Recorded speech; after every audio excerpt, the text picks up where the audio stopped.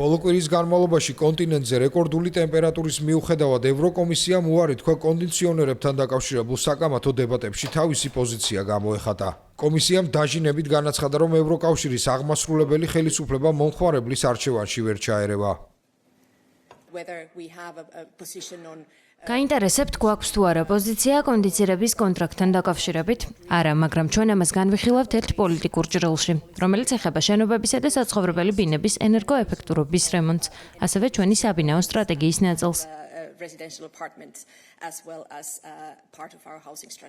ევროპული ოჯახების დაახლოებით 20%-ს აქვს დამონტაჟებული კონდიციონერები შეერთებულ შტატებში, იაპონიასა და სამხრეთ კორეაში კი ეს მაჩვენებელი 90%-ზე მეტს შეადგენს.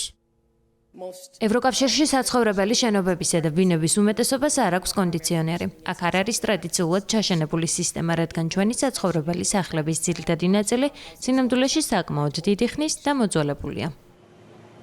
კრიტიკოსები ამბობენ, რომ კონდიციონერი ზრდის ელექტროენერგიის მოთხოვნას უფრო მეტად ტვირთავს ელექტროქსელებს, ატმოსფეროში ცხელ ჰაერს გამოყოფს და ვერ უმკლავდება კლიმატური კრიზისის გამომწვევ მიზეზებს. მხარდამჭერები კი ამბობენ, რომ ეს არის შესაბამისი ინსტრუმენტი მზარდი ტემპერატურის დროს საცხოვრებელი პირობების უზრუნველსაყოფად და შრომის პროდუქტიულობის შესანარჩუნებლად.